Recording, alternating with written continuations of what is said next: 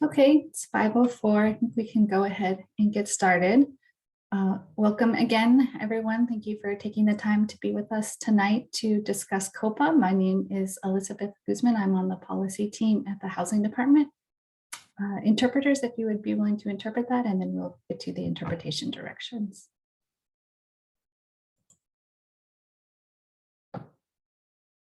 Hola, yo soy Elizabeth Guzmán y vamos a tener esta reunión, ¿verdad? De lo que es la oportunidad de compra y ya vamos a habilitar lo que es la interpretación. Xin chào quý vị, tôi tên là Elizabeth Guzman. Chúng ta sẽ bắt đầu cuộc họp trong giây lát. Hoan nghênh quý vị tới với cuộc họp của chúng tôi.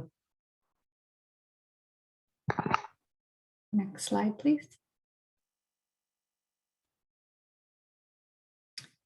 Tonight, we have interpretation available in Spanish and Vietnamese. To access the interpretation, you need to go to the bottom of your screen where you'll find a globe that says interpretation. You click on that and you'll see options for English and, for English, Spanish, and Vietnamese translation. You won't see it right now because I have not yet turned the function on, but I will after this announcement. Entonces vamos a tener interpretación esta noche al español y vietnamés. Ahorita no van a ver la función todavía hasta que yo la habilite, pero en el fondo de su pantalla van a ver un globo donde ustedes van a poder elegir la interpretación. Chúng tôi cung ứng dịch vụ thông dịch trực tiếp sang tiếng Việt và tiếng Tây Ban Nha cho cuộc họp này. Nếu quý vị muốn nghe nội dung cuộc họp bằng tiếng Việt qua máy điện toán, xin hãy nhấp chuột vào nút Interpretation ở phía dưới màn hình. Zoom góc bên phải, quý vị sẽ thấy một biểu tượng hình quả cầu và sau đó thì quý vị sẽ chọn ngôn ngữ của mình. Nếu quý vị muốn nghe tiếng Việt thì xin hãy chọn Vietnamese. Một lần nữa, nếu quý vị muốn nghe thông dịch bằng tiếng Việt thì xin hãy chọn Vietnamese.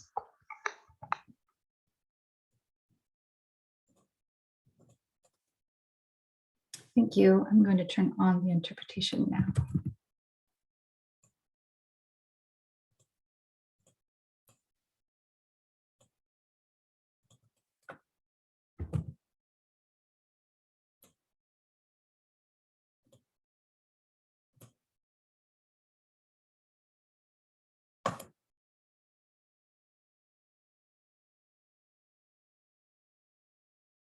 Okay, next slide.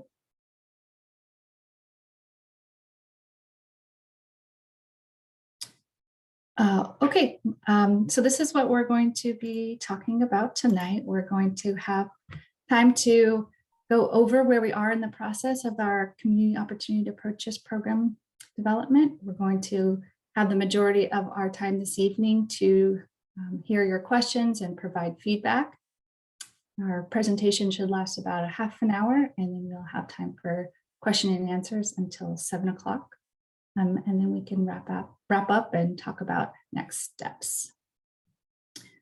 Next slide, please.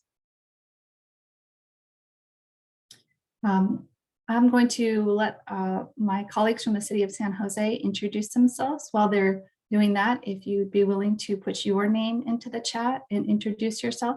And if you're here representing an organization, you can put your organization into the chat as well. Kristen, would you like to introduce yourself? Hi all, welcome and thank you for being with us here this evening.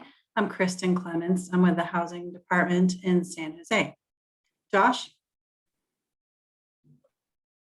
Hi all, Josh Ishimatsu with the Housing Department, City of San Jose. I manage our policy team. Ethan? Hi folks, Ethan NDI, Partnership for the Base Future Fellow for the City of San Jose's Housing Department. Glad to be here. Thank you. And please keep your introductions coming in the chat as we move along. Next slide, please.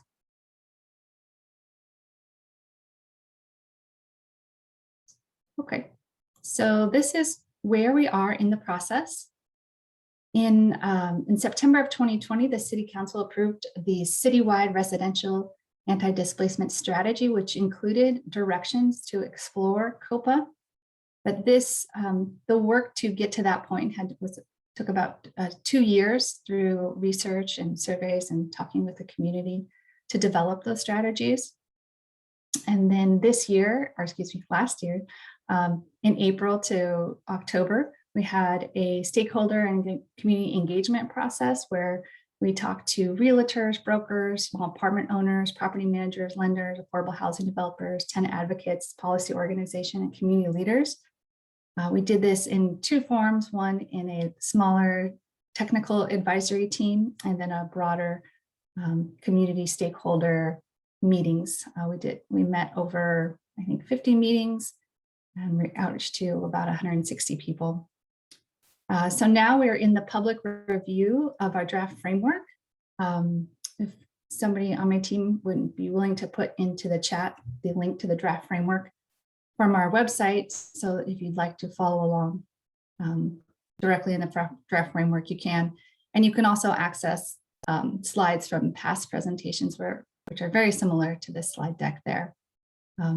So yeah, we've held several public meetings. December and January, we have our public review draft available on our website if people have been sending in comments and coming to these meetings to share their thoughts and give feedback. So we appreciate that.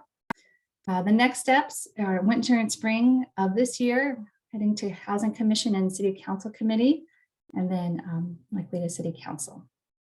Next slide, please.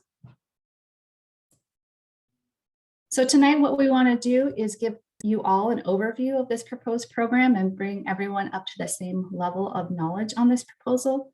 So we're going to try to get through the description of the entire program proposal as all of the elements fit together. And then, like I said, then we're going to open it up to questions for the second half of the session.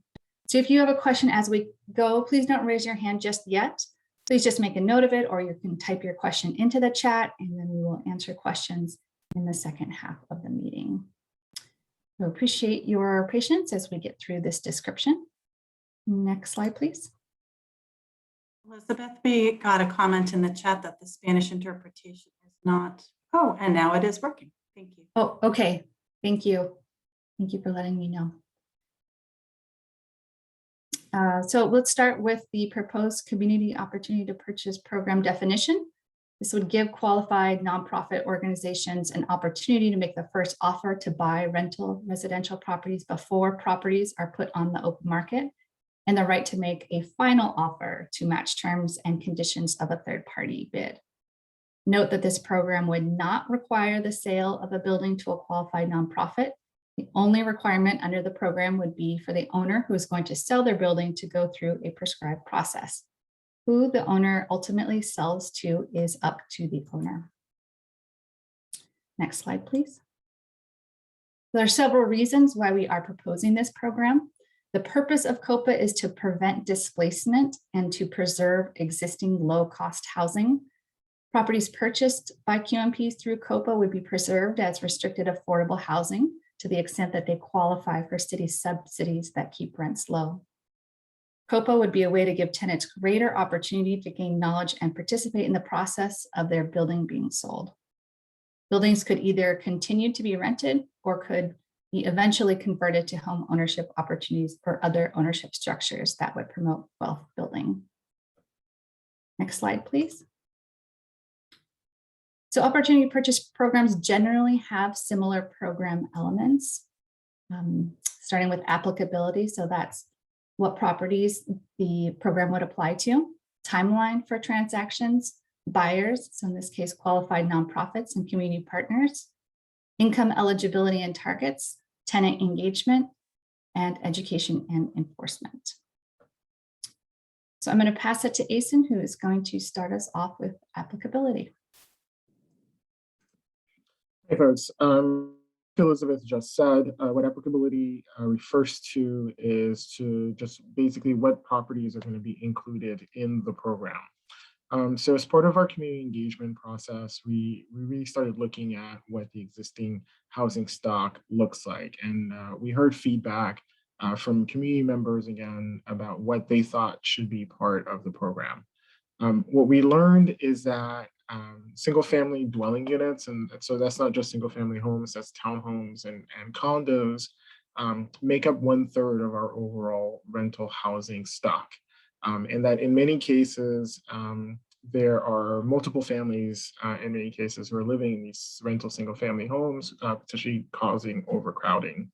What we also heard is that we needed to focus on the larger properties because those are the places where we're likely to have the biggest impact and a much lower cost on a per unit basis.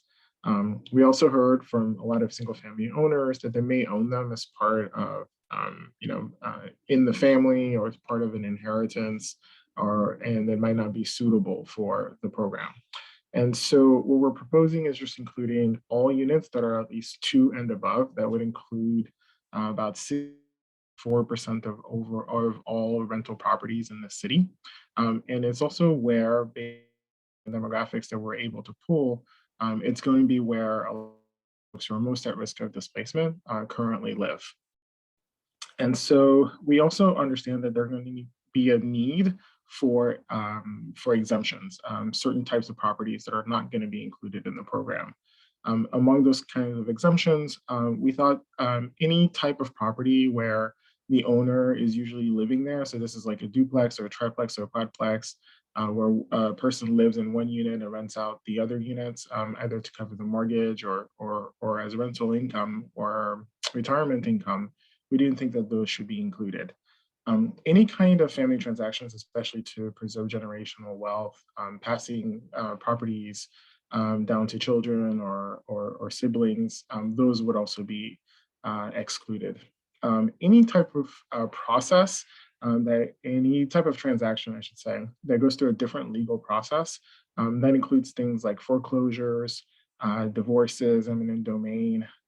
Those would, because they go through a different process, even a different court, those would not be included in COPA because, again, they're going through a different process. And then finally, in some cases, some percentage of the ownership of a property might change, but the majority ownership of a property won't change. And so that wouldn't really trigger a sale or trigger the applicability under COPA. Next slide.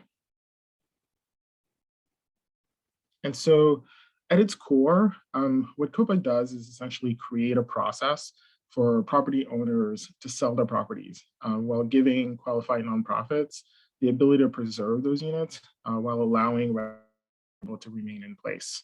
And so what that process, I don't know if everybody's able to look at that, I was able to see that chart, but what that process basically looks at, it just owner basically deciding to put their property up for sale.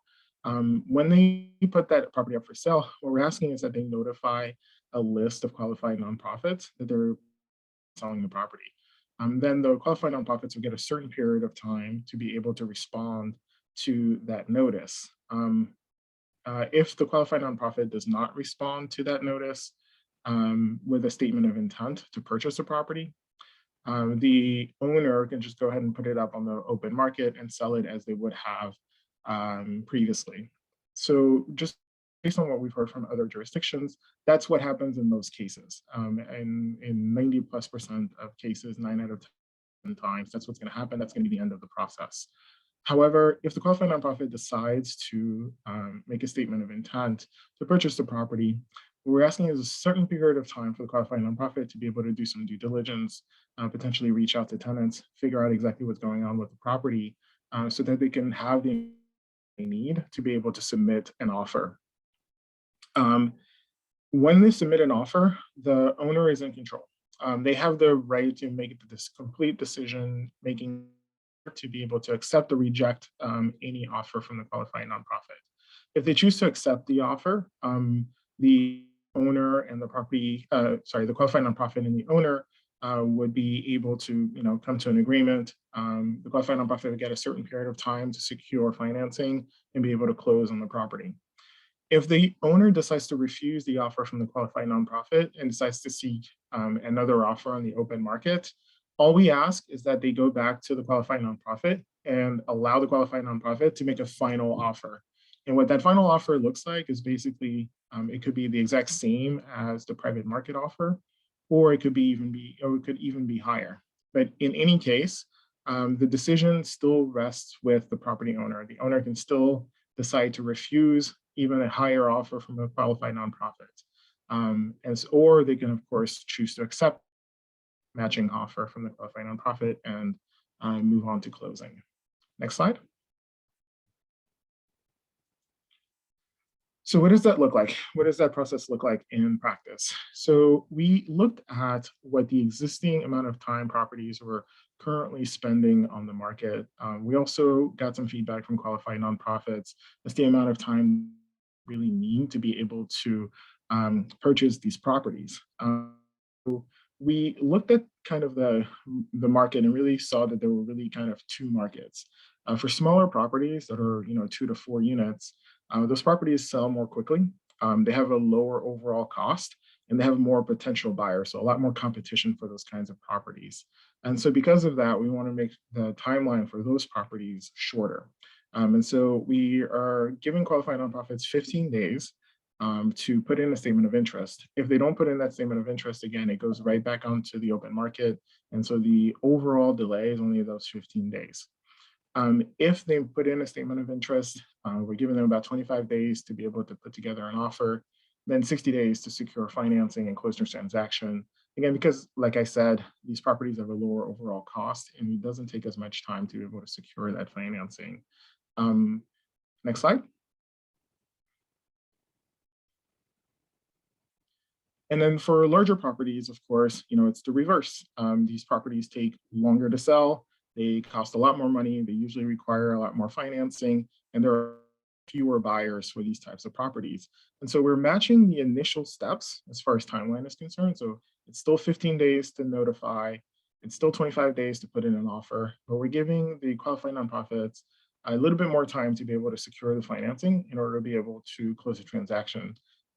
Especially if it's a larger property, this would allow them to be able to layer multiple sources of funding. Next slide.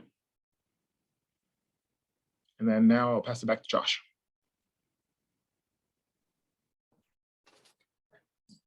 Hi all. So as previously discussed, COPA would provide qualified nonprofit organizations, QNPs, with an opportunity to submit an offer on applicable properties for sale.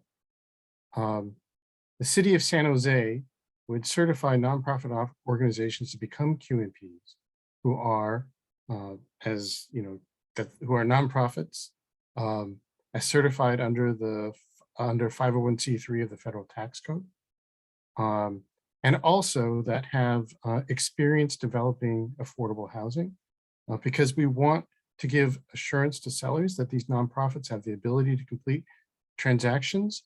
We'd look to certify nonprofits who have the experience having done so, who have a demonstrated track record of purchasing and developing properties. And staff recommends that these criteria be defined as at least 4 total completed projects and 2 completed projects in the past 5 years, similar in scope preferred. And these are in line with, more or less in line with what we know to be the requirements for nonprofit lenders. So the types of financial institutions that lend to nonprofit organizations for affordable housing, these are similar requirements. We'd also want that organizations that take advantage of COPA have direct connection and mission to serve San Jose, and have a demonstrated track record with community engagement. For nonprofit developers who do not meet these conditions, they can satisfy these conditions by partnering with a local community partner. Also we have the intent to create capacity building programs such that community partners would have a pathway to eventually to develop as a qualified nonprofit themselves.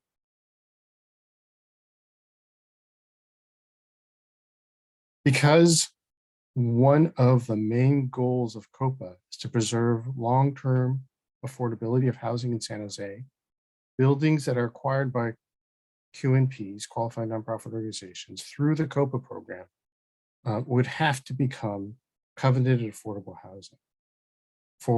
They could be either rental or home ownership.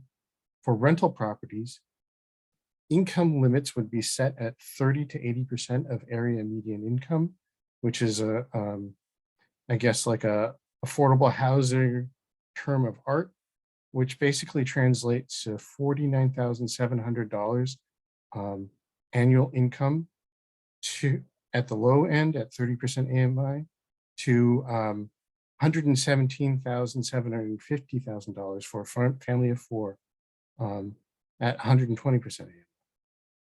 For properties that are converted from rental to home ownership or different types of ownership opportunities, the income range would be from 60% to 120% AMI, which translates to $99,420 to $181,550 for a family of four.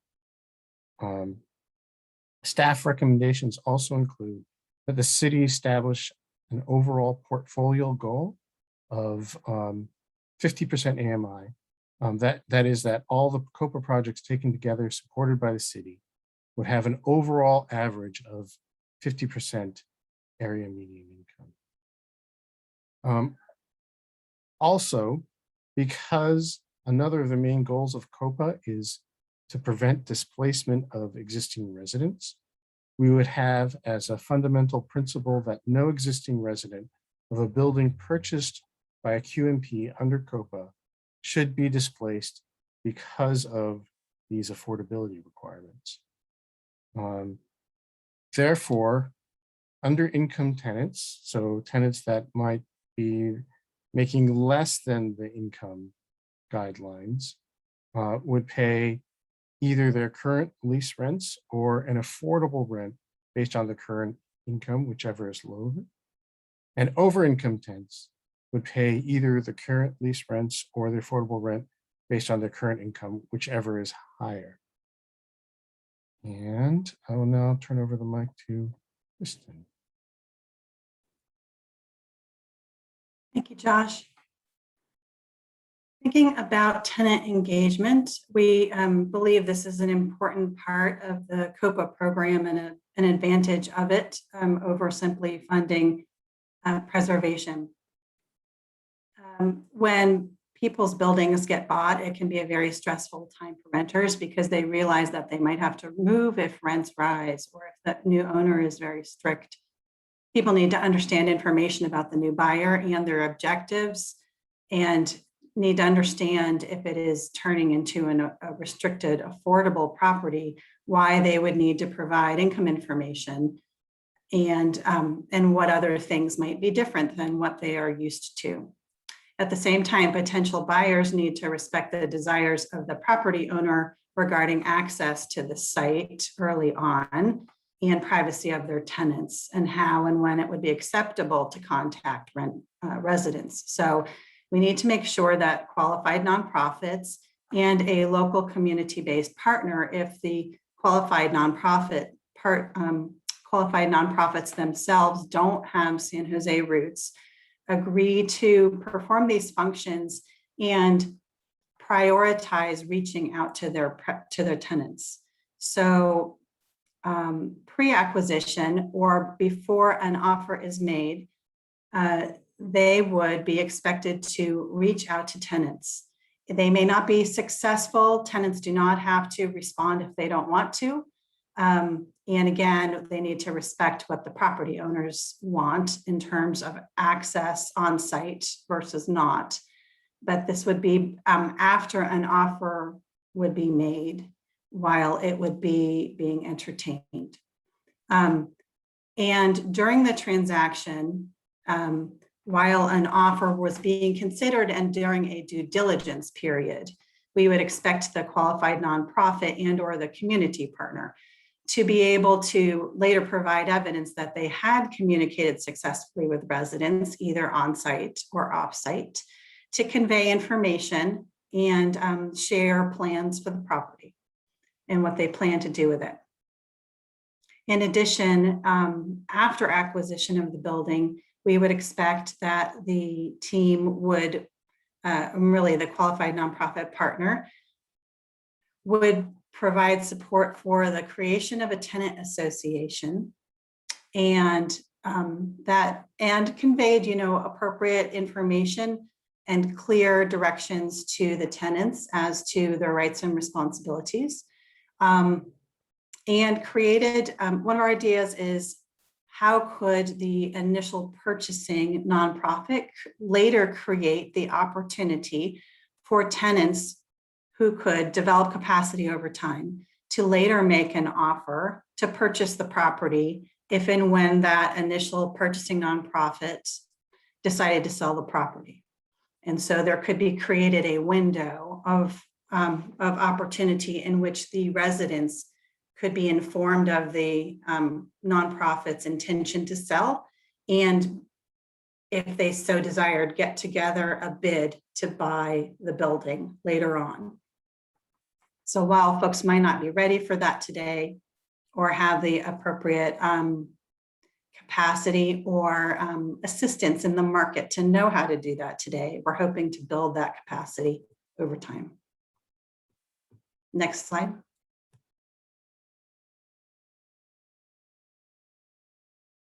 This is a different version of the slides than I was hoping to show tonight, because I added something that folks had been asking about and we realized it was not in the slides. So I can speak to it, but we will post the version that we had edited. So for additional information. So as we think about this program, really, we know that the key to success in the program is making sure everybody in the market was well educated about the program and how it was supposed to work and what the expectations are. Because we realize that many people, many owners might only have one property to sell. So it's a one-shot deal for them to do it correctly. This is why we would anticipate spending approximately a year, assuming that the council passes the program, where we would do extensive community outreach together with our stakeholder partners, with small property owners, with the Realtors Association, and with all kinds of citizens who might own property to make sure they are aware of the program. Staff would also be developing regulations and forms during this time and qualifying nonprofit developers and community partners during this time. So we think collaboration is important, and we would take an education approach to the program.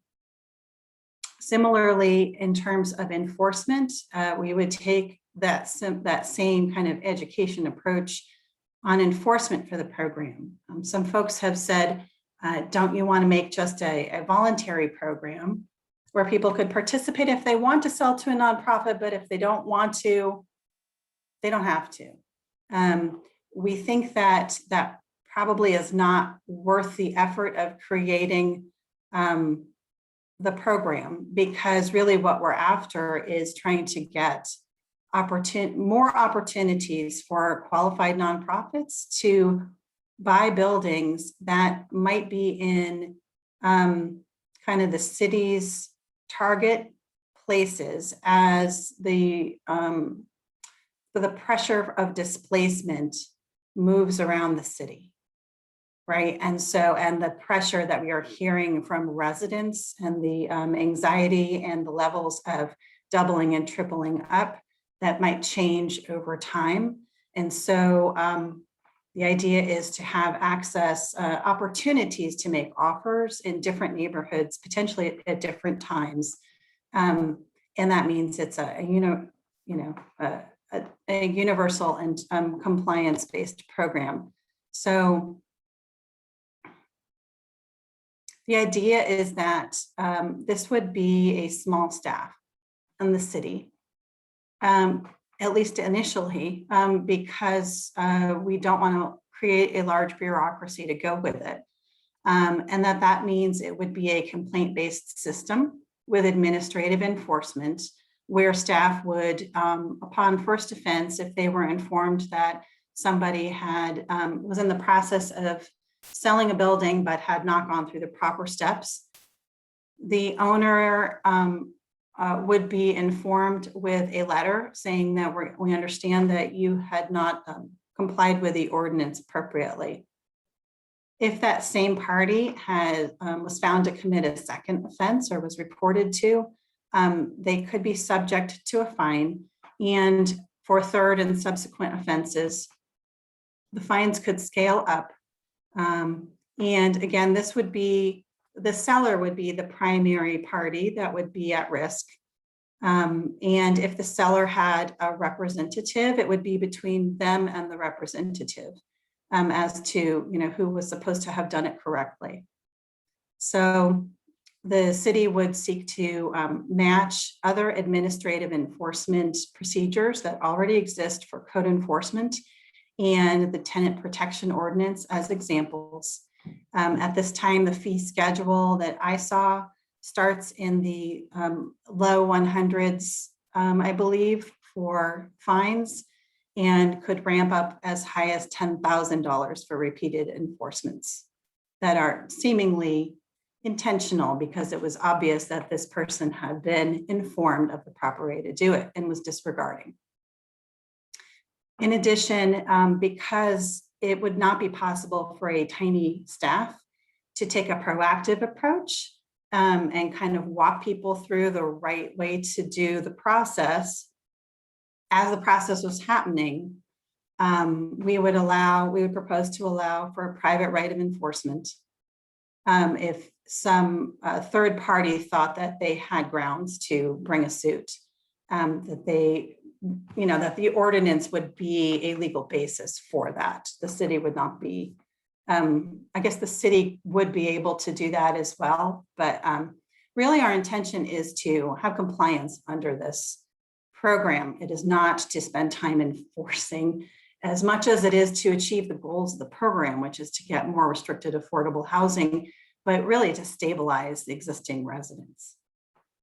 And finally, the thing that we added to this slide, because we realized it was in the written description, but not on the slides, and we think it's important, is that to note that for owners who choose to sell to the qualified nonprofit under COPA, there would be an incentive, a financial incentive in the way of a rebate. They would qualify for a rebate for the city's Measure E transfer tax. The transfer tax is applied to buildings over $2 million in value, adjusted for inflation from the year 2020 when it passed. And so, and it's a tiered schedule. So depending on the value of your building would determine the value or the amount of the tax. And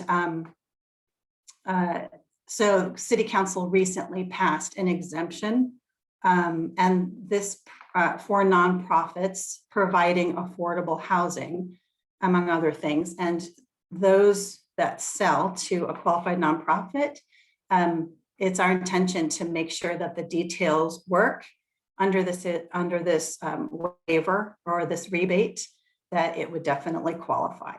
So that is an incentive, and I wanted to just give an example of the size.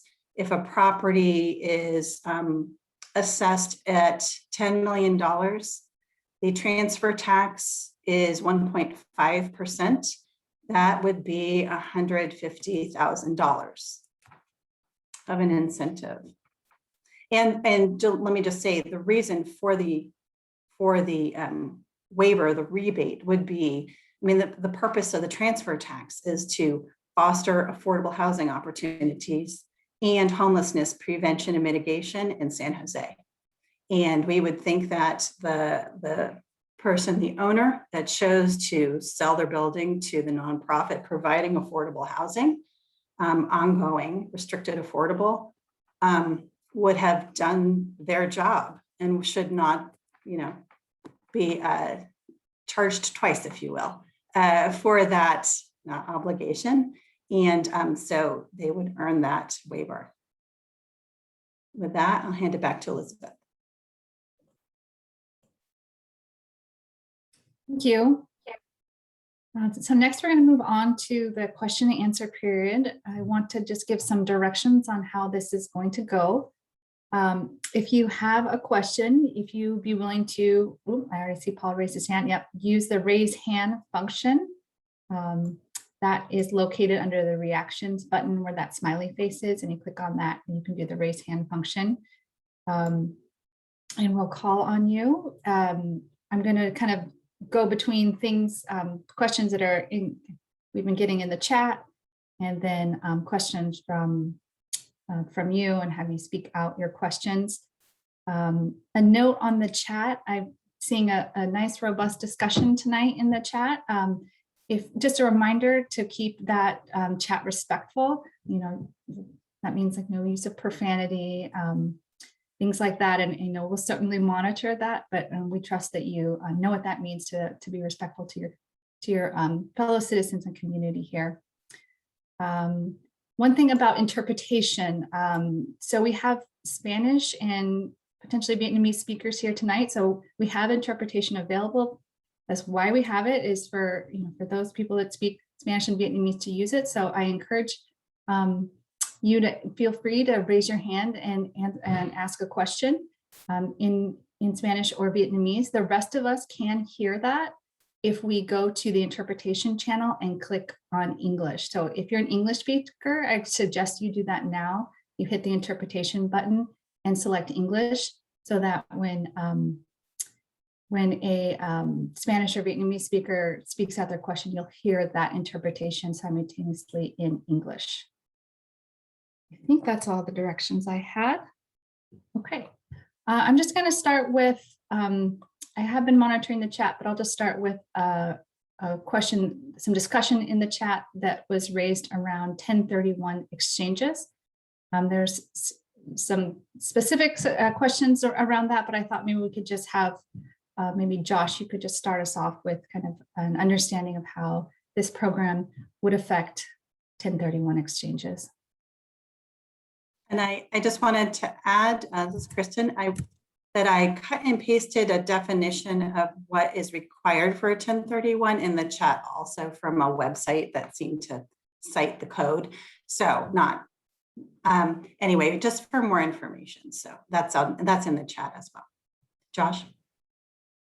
So in the case where there's a forward 1031 exchange, I don't see how COPA as proposed would have any effect at all on the ability to participate in 1031 exchange. You know, once you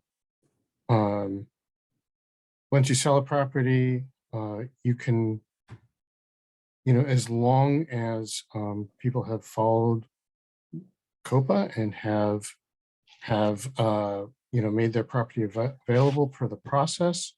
Once they market their properties, those properties can be reliably put under contract, and you know, except as the and once under contract, you know, there's nothing about COPA that would interrupt the contract. So, you know, choosing from properties that have followed COPA, there's nothing that would stop or delay the transaction. So any type of forward 1031 exchange, you know, I don't see how it would be affected. Okay, thank you. Yeah, could I just add to that? Right, you need to identify a new property within 45 days after getting into escrow. And so selling your building under COPA, you would then sell, and then after that have 45 days to get into escrow and have to purchase within 180 days. Right, and once you're in escrow, COPA doesn't interfere with the transaction at all. Also the question, I'm going to just say it or anticipate it, folks have asked about, well, what if you own a different building and then you are getting into contract, you need to get into contract quickly, so it's a reverse 1031 exchange.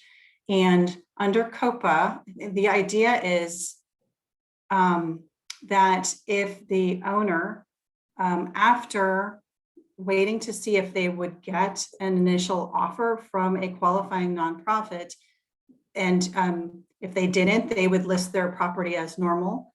And they would, therefore, somebody who's coming in to buy would look at listings and could see that listing and make an offer.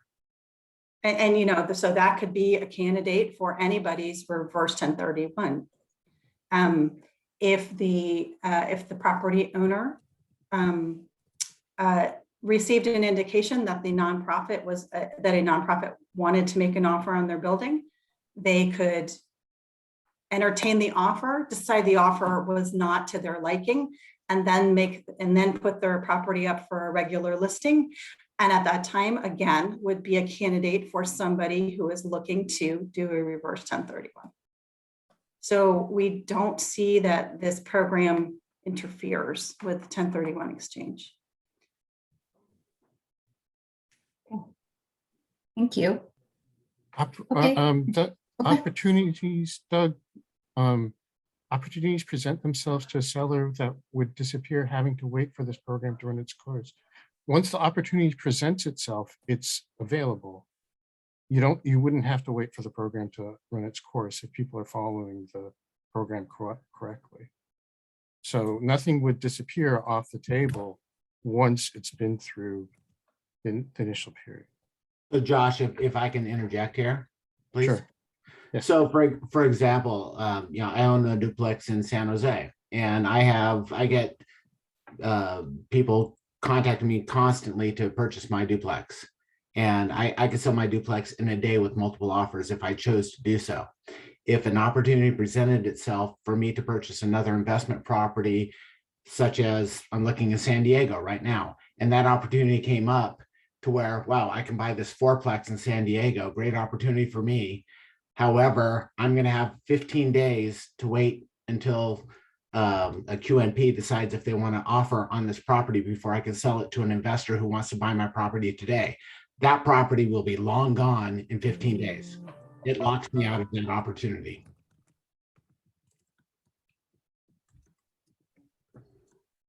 Hi, So Doug. you would just have to wait until the 15 days is up, and there are some opportunities that might be lost, but I don't see how it incurs like a legal liability. And it's just that, you know, it just changes the timeline a little bit, but there's I'm not talking legal liability. I'm talking about an opportunity. It locks out the opportunity for me to invest in another property that would make sense for me to do a 1031 exchange, because in 15 days, that opportunity will be long gone. And that, I guess yeah. I see what you're saying, Doug, and I don't want to spend too long on 1031s, but because I understand that that in general, I just saw a report that it says that they're in general about 5% of the market only. But I think what it does is, yes, it would take away that given opportunity the same way it would if somebody said, I want to buy your single family home off market today. And you had to respond as a realtor saying, I'm sorry, I'm not allowed to sell to you off market. I have to list it on MLS and put it out. And then I could talk to you, right? Then I could entertain an offer. I'm not allowed to do it today without putting it onto the MLS. And then I could talk to you. But I could do that in one day. Right. I could do that immediately. I wouldn't. There's not a waiting period for that. Sounds like in your example, it's a penalty to you if you're trying to buy that property in San Diego, because now by having to wait for you know the regulations in San Jose, you miss this great opportunity in San Diego. To me, that's a penalty, and that's not true. I think I guess, and again, I think we need to move on to the next topic, but I'm thinking of this like a parking spot. Like you might miss that one parking spot, and while you were waiting for saying like, great, I just missed that parking spot, another opportunity might open up as well. And so there's not a net loss necessarily. Oh, it could be. so Definitely a yes, disadvantage. it is potentially a different. It could be Huge huge. disadvantage. Huge Huge, disadvantage. just huge disadvantage. Yes, huge. I'm sorry, Alright. Christine, can we like go by order? I see people. Hey, raising their yeah, hand man, I've been already. sitting here. No, man, I don't Let's like be no white respectful boys. about it. Listen Okay. here. So there's, No, man, these If white everyone, boys. so I'll go ahead and everyone- mute everyone now. Thank you. Yeah, Thank I you. appreciate- Yes. Elizabeth's in control of the conversation. We are trying to wrap up 1031s, and let's move on to the next topic. I'm tired of white people. thank you. Okay, yes, thank you for that I need reminder. some order. Paul, I was going to call on you next. Paul, but, we're going to need to ask you to not yell, or we're going to need to remove you. Hey, you can make your choice anytime you want, lady. They were jumping in.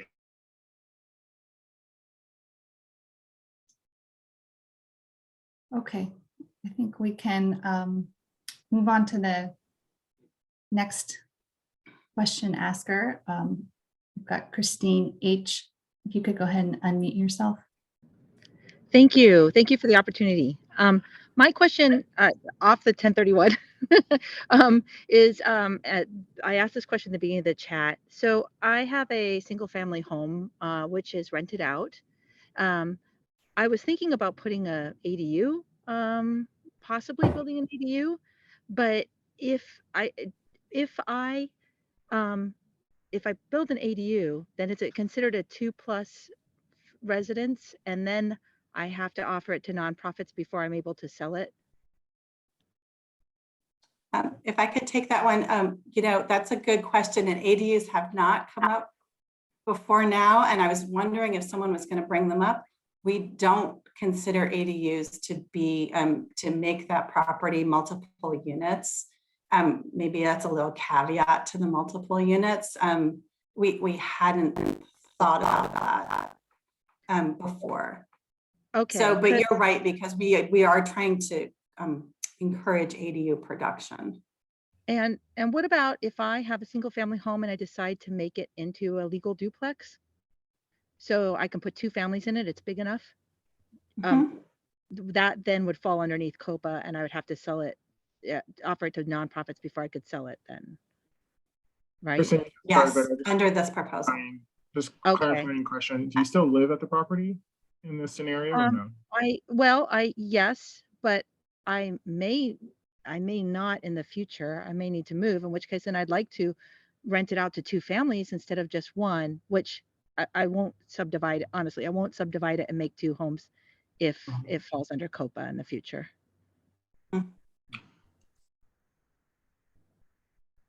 So, we're proposing a carve out if the owner has lived on site in the previous 1 year and intends to maintain it, I think, as the primary residence. But if it is multiple units, then it would be subject to COPA if it does fall under the unit guideline, if you don't intend to. Okay, so I think the crux of it is that if you do not want to have your property fall under COPA, then you should not subdivide it and make it. Well, yeah, but I guess I would turn it around and ask why you wouldn't want to have it fall under COPA if the offer were going to be a decent one. Because I'd like the flexibility to be able to sell my property whenever I want and to whomever I want. Including, yeah. Okay, thanks for that comment. Thanks, Christine. Next, let's go to Olivia. If you can unmute yourself.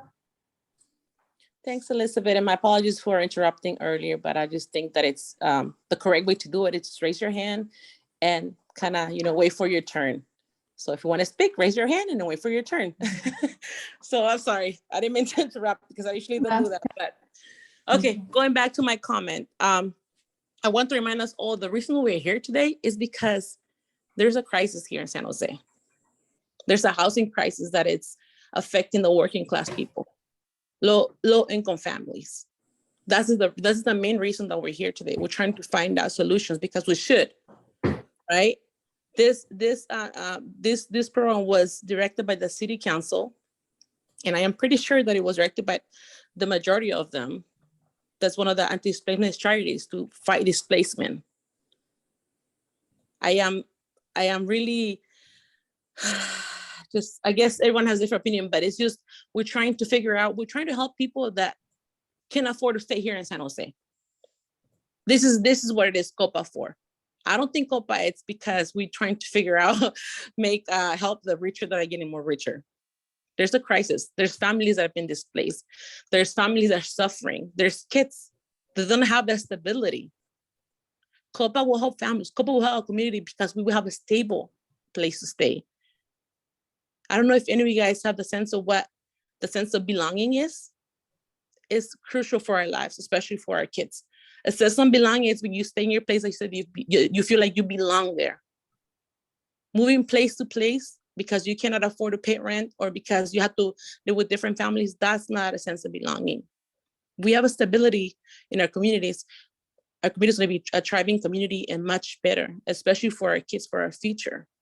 I've known people that move to Madera, to Stockton, that driving, they're commuting for 3 hours. They don't have a life. They're just, every day they have to commute, every day they have to drive. And we're discussing here about, we're gonna lose money, we're gonna do this, we're talking about families, we're talking about human beings, that we don't have stability, for God's sakes. We have to find a solution. There is a crisis here. There's no question about that, there is. And we have to find a solution. The city they have to find a way to help the families, especially for our low-income families. Let's try to do that. Let's try to come up and find a solution. And I think I believe COPA, it's a great program that is gonna start helping those families. It's not gonna be the solution for everything, but it's gonna start for something. We need to do that. Thank you. Thank you, Olivia. Does anyone from the panel want to respond? No, I just want to say thanks for the comment. The other thing that I want to point folks to, and I think it was mentioned in Olivia's comment, the citywide anti-displacement strategy that was adopted by council. I think it was a 10-to-1 vote in September 2020. It includes to work on COPA, also includes a lot of other really great policies that are directed towards creating interventions in the displacement process.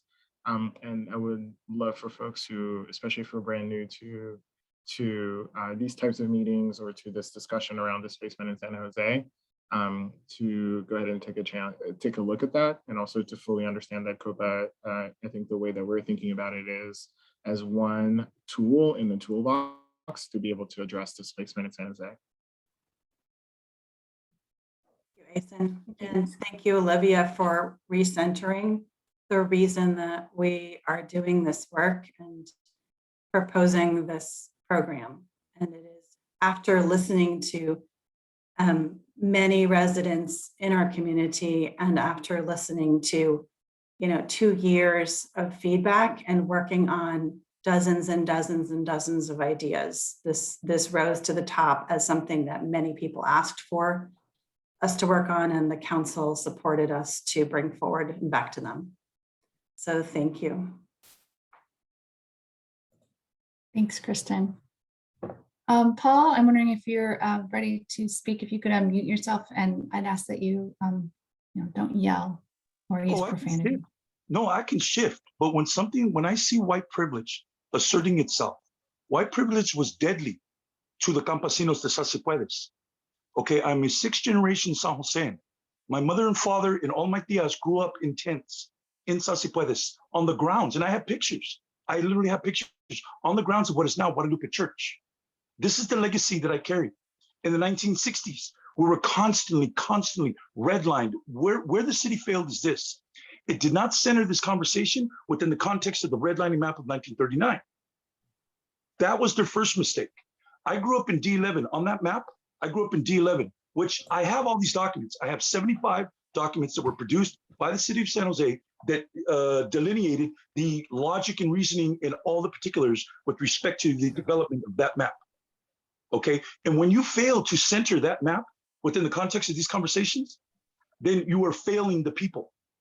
Okay, I spend probably about 35 hours in Zoom meetings every week, and I've been doing this. This is going on my 4th year. Okay, I go to all kinds of other subcommittee meetings. I'm involved in reimagining. I'm involved in, I was the one that took it through the entire bureaucratic process and had that Fallon statue removed. That was my work. That was my work. I walked into City Hall, the son of campesinos, and the richest, most powerful man in the city, Tom McHenry, walked into the same room. I came out with his trophy. And that was on behalf of my ancestors that were killed and murdered as a result of the decapitations that resulted in California becoming extinct July 14th, 1846. So this is what I'm talking about in terms of, this is a moral issue that we're talking about this as a moral issue. And I want to thank Mr. Goss and the Gauchos that butted in. Thank you. Because what you did is you affirmed for me exactly why we need this, is to protect ourselves from the greed, to protect ourselves from the lust for power. Now, I can't go into all this, but it's ripe for corruption. It is ripe for corruption. Don't do this without centering the redlining map. If you center the redlining map and all the documents, give me an email, I'll send them all to you. And you read them, you'll be disgusted on what they said in those documents. And what it created was the deprivation of resources. And then it put 280 right through the horseshoe in Sasipuedes. You see, the history of Sanjo is not being centered, but my history has been legitimized by the removal of that statue. And this city fears me. They fears me because they know that I can go off the top of my head. I can lay this all out. And they need the research, they need their teams.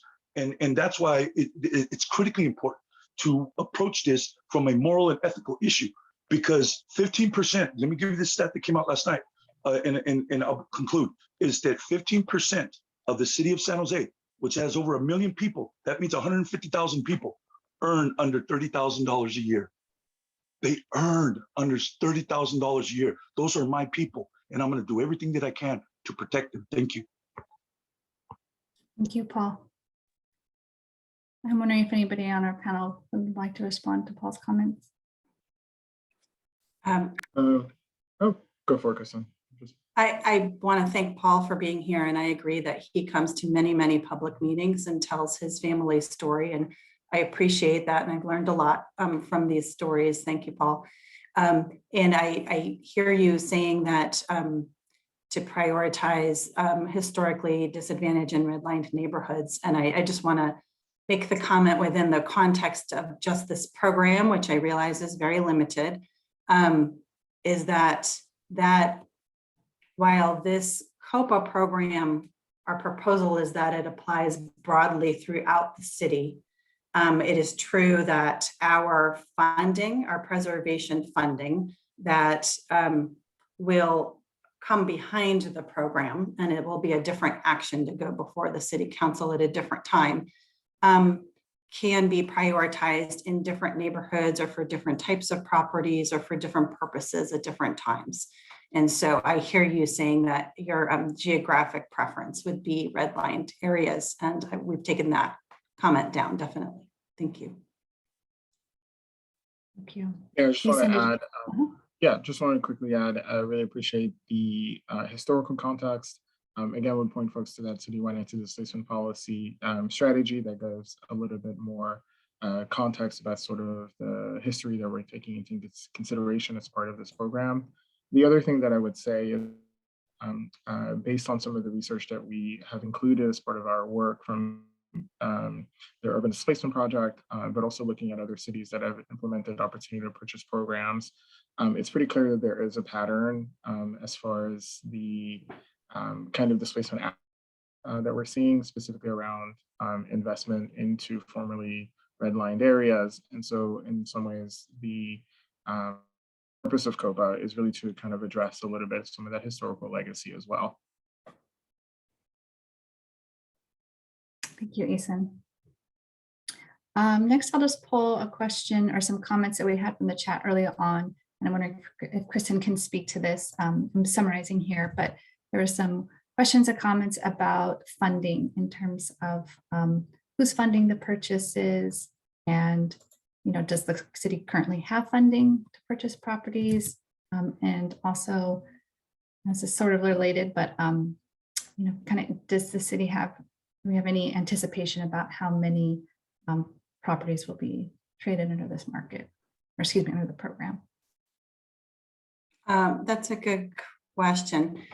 So in a broad, in a detailed manner, we expect that the folks who would be putting in offers to buy the buildings would need to access quick close acquisition funding, probably from a third party, a for-profit or a nonprofit, or even a state fund for acquisition of affordable housing. It may or may not include city funding. And because the city would have to take actions to council, and we don't move very fast, like we like to say, we move at the speed of transparency, not the market, in our actions. So that's step one. There would be an acquisition loan. And step two would be that initial acquisition loan would be then repaid and restructured into different financing that would take the form of a senior lender loan and a junior loan. And the junior loan would be from the city or some other kind of public agency. Could be the state, could be the county, could be some other kind of public agency. And the senior loan would be from a for-profit or nonprofit lender. For the city's anticipated funding, once we start issuing notices of funding availability for preservation, which we anticipate needing to do in order to support these opportunities to purchase, those funds would come from the Measure E transfer tax that I mentioned earlier. That's the likely source because it's flexible local money, and would be able to keep people in place and not require people of particular incomes to have to get out of a property, which frankly some state money with state rules might have to do. And we really don't want to displace anybody with these properties. That's the whole idea of the program. So what was the question about the volume of dollars? Well, given estimates from other cities' programs in the area, it really depends on how many sources of dollars that you've got. But if we were to use a metric of 200,000 per unit of city subsidy, that would allow rents to be low and be structured for 30% of a profile household's income level. Then you can do the math of what $10 million divided by 200,000 per unit, how many that would get you. So depends who you talk to of the goal of how much the city would put out each year and then try to, to close. So we want to do the division. What 5 million a year would get you divided by 200. We'll get 25 units a year. So 10 would get you 50 units a year. So in that realm would be my guess, but it really depends on what the city council would allocate. And more if there was more, and more if there could be other sources from like the county or from the Bay Area Housing Finance Authority, which is a new agency, which is just getting up and going. Hope that helps. Yeah, great, thank you. Let's hear from Gustavo. Gustavo, if you could unmute yourself. Sí, buenas tardes. Mi comentario es relacionado con COPA. Yo vivo en San José por más de 33 años, en los cuales he visto lo que mencionó el señor Paul. Es muy cierto que nuestras minorías son atacadas y nunca nos dan oportunidades.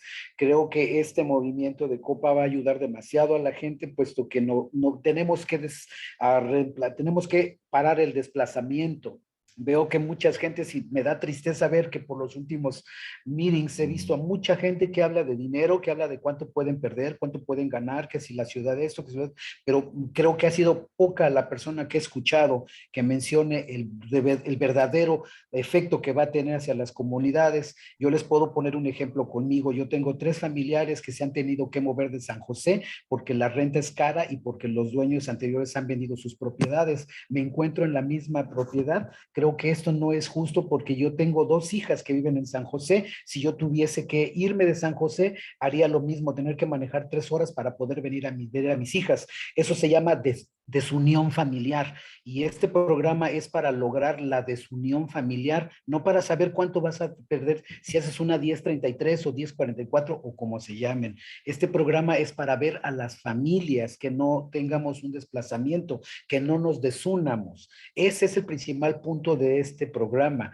Yo creo que tenemos que tomar en cuenta, voy a hacer un pequeño recuerdo, por allá de los años 90 nos quitaron el derecho de tener licencia, tener seguro social. Y aún así nuestra comunidad siguió pagando impuestos y viviendo aquí. En los años 2010, muchas de nuestras comunidades perdieron sus casas por los mismos problemas y la comunidad siguió pagando impuestos y siguió viviendo aquí. Por lo cual creo que es justo que todas las comunidades tenemos que tener el derecho. Esto no se está tratando de quitarle derecho a nadie ni imponer nada, se está tratando de hacer justicia, que seamos justos. Nuevamente, yo creo que COPA tiene que pasar y es lo que quisiera que pasara aquí en San José. Gracias.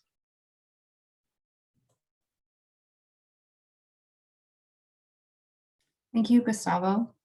I'm wondering if anyone from the panel would like to respond to Gustavo's comment. No, I just want to really quickly, thank you for the comment.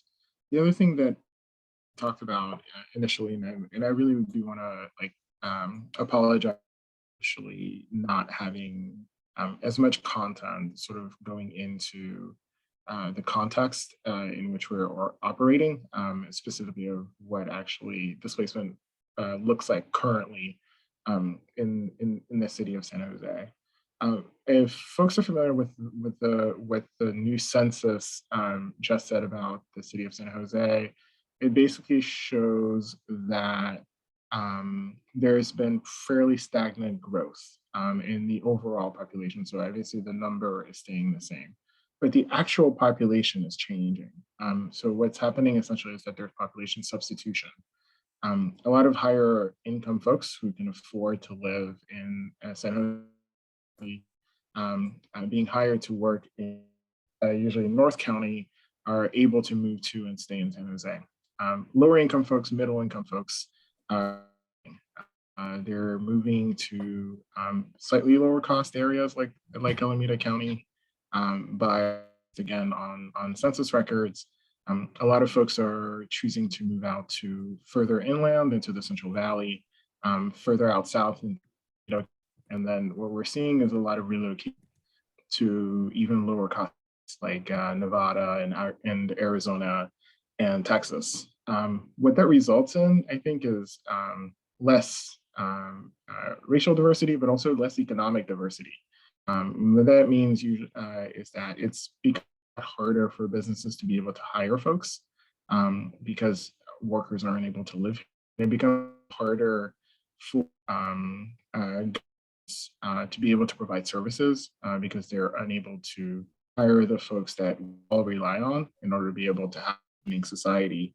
And so just as a reason as to why the city of San Jose and the housing department is sort of taking this on is that there is a vested interest in the overall health and the economic future of San Jose to make sure that there is a diversity of housing options, including lower cost housing options. And what COPA does is that creates one pathway to preserve existing affordable housing and potentially add more units to the overall housing stock. Great. Thank you, Ethan. Next, George, if you'd be willing to unmute yourself. Good evening. Good evening, council members. We can hear you, Excuse yeah. me first, my English is poor. I am a new immigrant and a resident in Berkeley. I bought my house with an in-law unit in Berkeley in 2019 and became a small landlord. I oppose COPA because it is a policy of discrimination. I would not be able to buy my house in 2019 if COPA was in place. COPA in favoring the so-called nonprofit organizations deprives all other willing buyers' rights, including mine, to purchase the same properties on the same term. Under COPA, a third-party organization, which was not the tenant, would have power to buy the house on more favorable terms than I could. I would have been shut off, and all new buyers will be disadvantaged and denied fair access to the housing market. In fact, COPA is attempting to serve the interest of another by depriving the homeowners of profit. The federal and state anti-discrimination laws say that everybody has the equal rights to housing. COPA steals my equal rights. Please consider no COPA. I immigrated here with an American dream. I don't want the USA to become a communist country to control everything. Also, I believe you, the government members, can find the other way to help low-income people to have their affordable house. Thank you. Have a good night. Thank you, George. Ethan, do you want to? Yeah, I'm going to respond to just one part of it, and then I was going to pass it to Kristen or Josh to respond to the second part. I just want to say thank you so much for coming and commenting. We want to make sure that we hear the voices of immigrants and especially elder immigrants in our community. San Jose is 40% foreign born. We are a city of immigrants, either recent or even longer, whether or not folks came from Mexico or Central America, they came from East Asia or Southeast Asia, or even if they came from Europe, from Italy, from Portugal, Greece. I myself, I'm an immigrant. I wasn't born in this country and was very, very lucky to find a home here.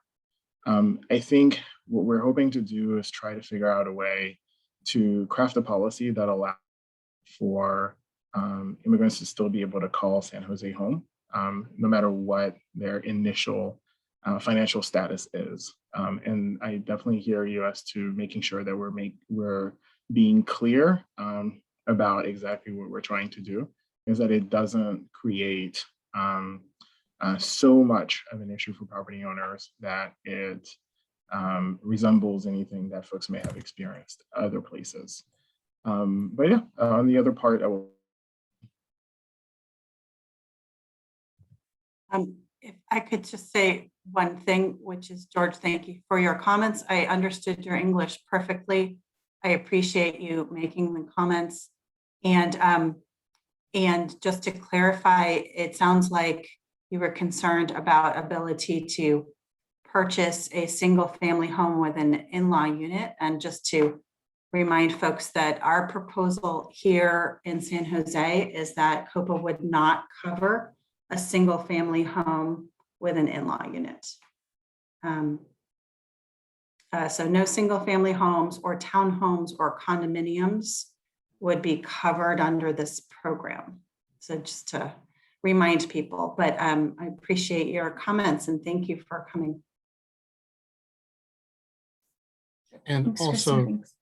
Go ahead. just to emphasize that the version of COPA that we are proposing in San Jose would not require any sale of a property that the owner does not agree to. So the owner chooses to whom to sell under our version of COPA. And there are some other versions out there that may be different, but our version, there are no forced sales. May I respond to Mr. Wu? Sure, who's speaking? This is Tao. Okay, go ahead, Tao. Thank you. I just wanted to share that most of my family are Vietnamese refugees, including people who were not able to leave right after the war, but had to stay behind for decades.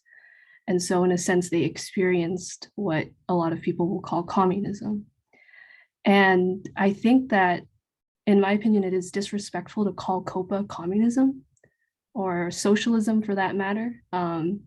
I talked to a lot of Vietnamese elders, and a lot of them are in support of COPA and would benefit from COPA.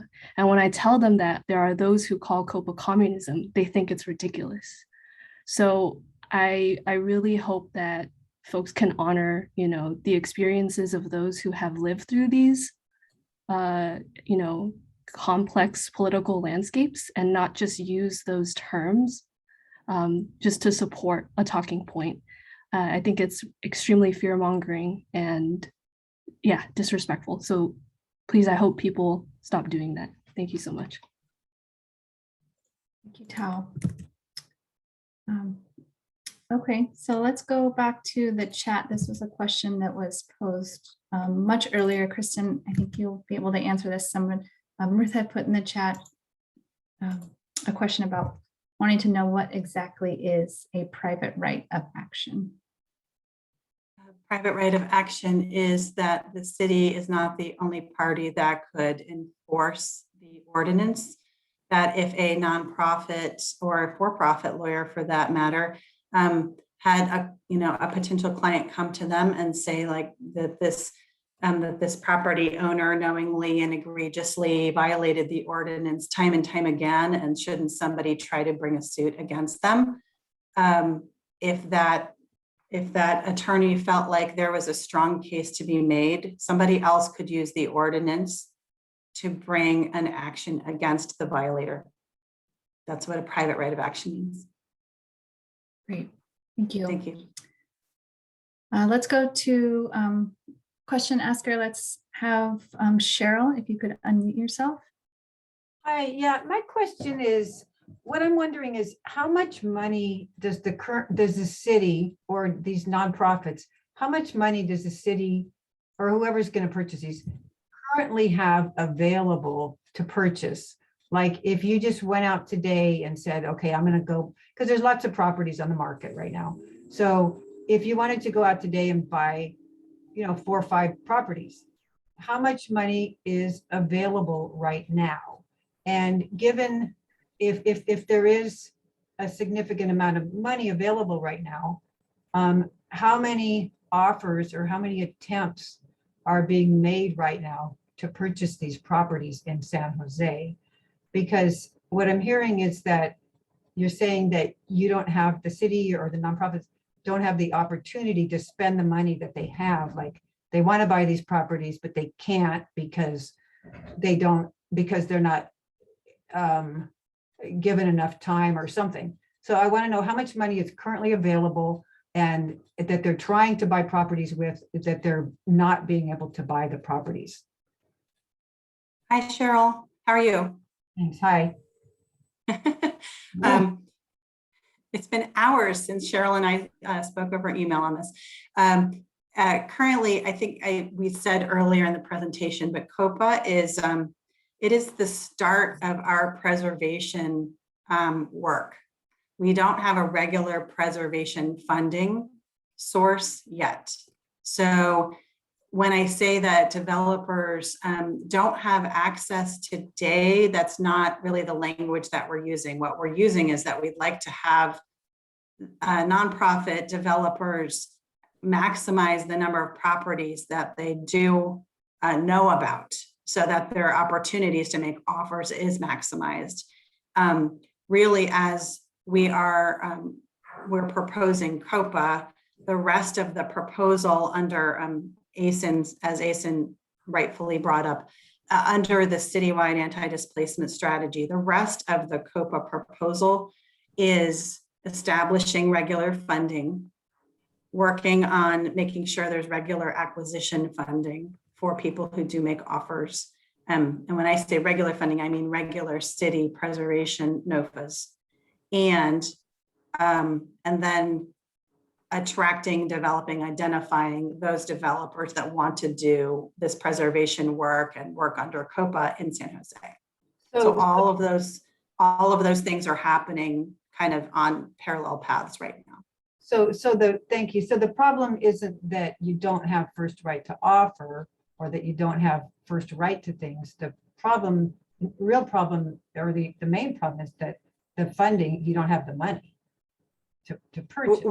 We do have funds. Measure E is generating actually more than anticipated last year and this year.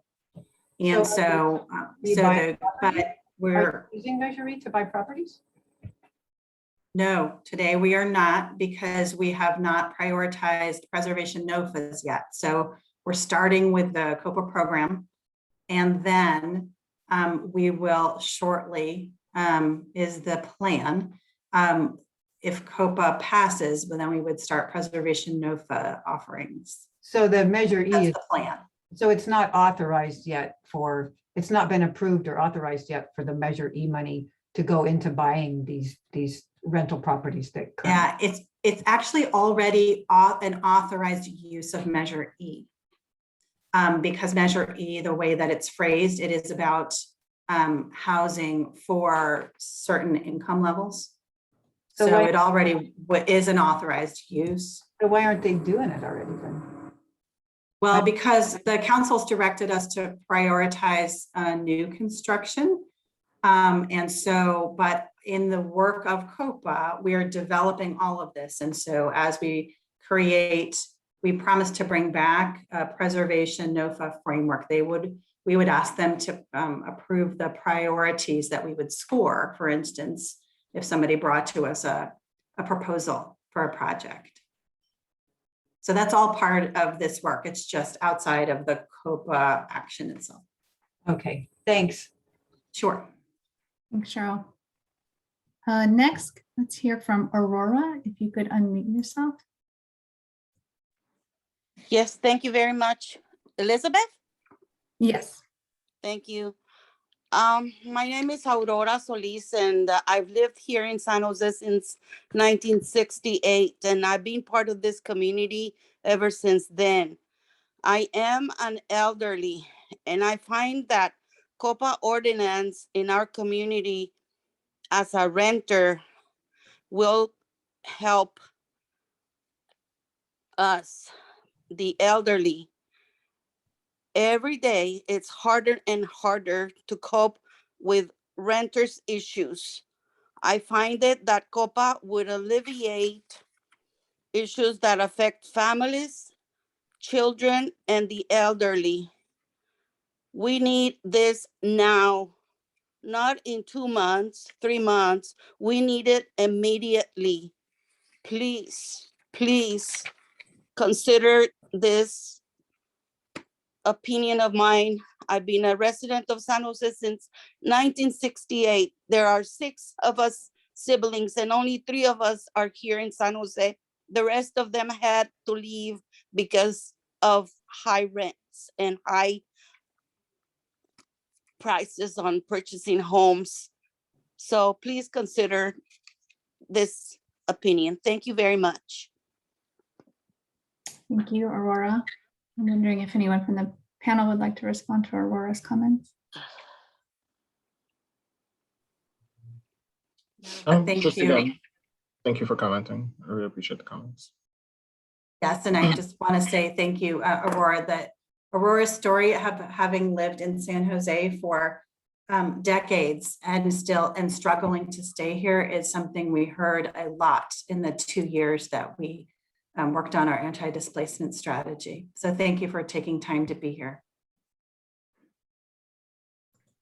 Great. Thank you. Next, let's hear from Oscar. You could unmute yourself. Hey everyone, good evening. My name is Oscar Quiroz Medrano. I've been a San Jose resident for, I say like about 19 years, 20 years of my life. And I have to say the biggest impact on my life has to be the fact that I have stable housing. And that is because of my parents. They came as immigrants or migrants from Mexico. They were able to buy a house. They were able to raise my brother who graduated from Berkeley, my sister who's finishing up her AS, and myself who graduated from Santa Clara, all because I'd had access to safe housing, stable housing, and also the fact that, the area where I live, which is in District 10, is primarily stable in terms of taxes, because that's how education is funded here in the city. But that's also across well, here in the US, right? But anyways, as diverse as the different direction. But what I'm trying to say is that, for those communities who are impacted by redlining are also affected by taxes or lack of, which affects the education that those kids receive. And then so that creates, they're more focused on just trying to have a stable housing, trying to help their parents get a job to pay for some of the foods that they can't, because majority of their bill is going towards, their paycheck is going towards rent. And I find that very isolating and unhuman, right? When there's families living in cars, there's families living on the streets, when there's only a small few of people who are actually getting and benefiting from this system, right? And I think that that's something that came up in this conversation. And I really support, and I'm glad that the city is thinking of this direction, and is also including the different perspectives to be able to create a pathway where we can, a foundation where we can really have this conversation and be able to move forward to make sure that the city of San Jose does create more safe and affordable housing for our future generations. Thank you. Oscar. I'm wondering if anyone from the panel wants to respond. So thank you so much for that comment. I think this question about stability and really speaks, I think, to one of the core objectives behind the anti-displacement strategy generally, COPA being one of the tools or one of the strategies. We have heard from a lot of folks during the community engagement process about this question of stability, of ownership. And basically, at its core, what COPA does is create a process that could potentially interrupt an event that creates instability, that creates a disruption in that stability, and that forces to have to change or to have to move out of the city entirely. Again, I think, as we mentioned, the scale of this program is going to be sort of dependent on the amount of funding it has. But the impact on the individual families who are potentially going to be able to benefit from this program, I think is going to be immense. What it would do is create permanent affordability. We've heard from a lot of landlords who are, I think, really great landlords. They purchase properties with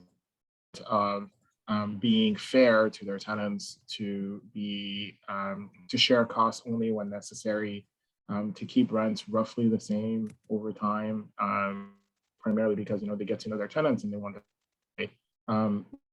They have to sell, or they choose to sell. In many cases, the next person who purchases the property may not have those same values. And so what we're trying to do is create a process that would allow for a mission-oriented qualified nonprofit that is committed to anti-displacement, that is committed to keeping folks in place, and that is committed to permanent affordability to purchase those properties and help keep those folks in place and allow them, like Oscar and his family, to be able to stay in the same school district and potentially eventually go on to higher education.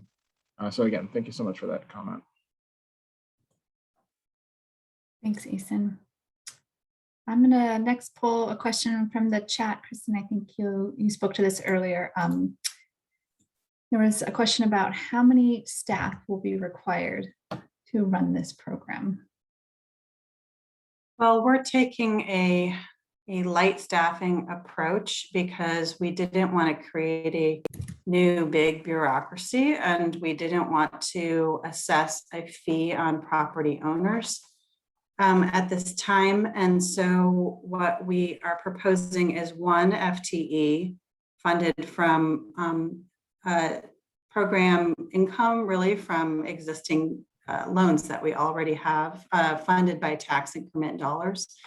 And in addition, actually today was I guess it was today, you may have read in the Mercury News today that we were lucky enough to be awarded a new 2-year fellow from the San Francisco Foundation and other funders, including Facebook, also known now as Meta, and other philanthropic sources that would help the program to outreach and to roll out, and I assume to get the administrative side of it and help with monitoring also in the beginning of the program. So I would say for the first couple of years, it would be 2 staff supported by 2 teams of existing people like us who are working on it, but that those folks would be dedicated to the program. That's the proposal now.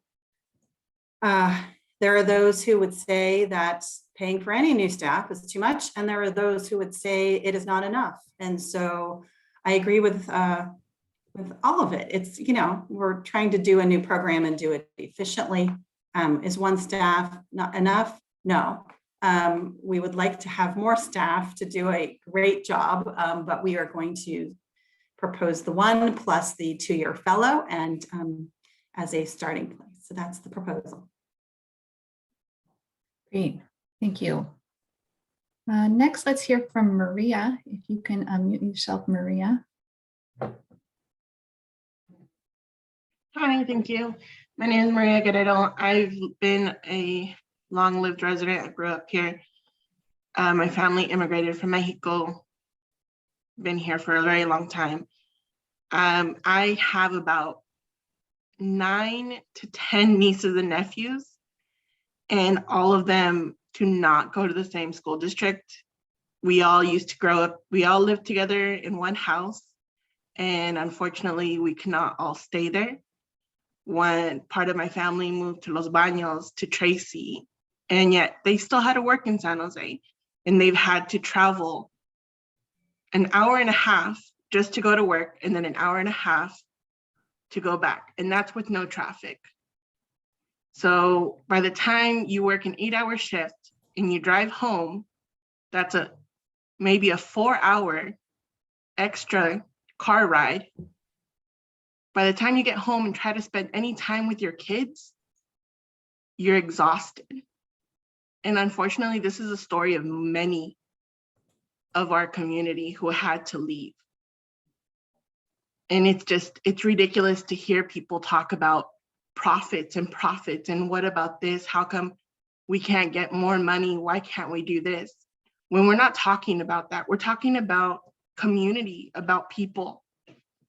These are the major issues that are happening here in San Jose. Our community are leaving because they can't afford to live here anymore. Our children are not being able to stay in San Jose because of the fact that they can't have any stability here in San Jose because it's too expensive. The fact that people are saying, build more affordable housing. We keep trying to build, we've been doing that for years, and obviously it's not working. COPA is a tool that's gonna help us fight that. We'll keep our families together in San Jose, give stability to our children. Thank you. Thank you, Maria. Does anyone from If I could add a comment, and thank you, Maria, for describing what life is like for people who have been displaced and spend long commutes and valuable hours and are exhausted. Yes, what she's describing is exactly what studies show, you know, if you like academics reporting it instead of people.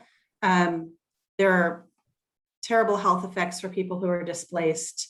There are all kinds of adverse educational effects. There are worse job outcomes for people who are forced to leave where they had been living. And so there are tons of studies that talk about all of this. This is why the health industry is really involved in trying to avoid residential displacement now. They are they're very involved in it, kind of more than we had been. So yeah, what Maria is describing is very real. And I wanted to pick up on something that she said and that I'm seeing in the chat, which is a related question, which is, why are we talking about preservation of low-cost housing? And why are we not just talking about producing more affordable housing and more housing in general? You know, I've spent my entire career trying to produce affordable housing and support market rate housing to be built. And believe me, I am a huge fan of producing housing. The challenge is we are not doing it fast enough to meet the need. And we have not been doing it. The cost of producing housing does not allow rents to be low enough of market rate housing. You know, the rents are nowhere near what the market demand needs for people who do not make and cannot afford Class A rents and do not make those kinds of incomes.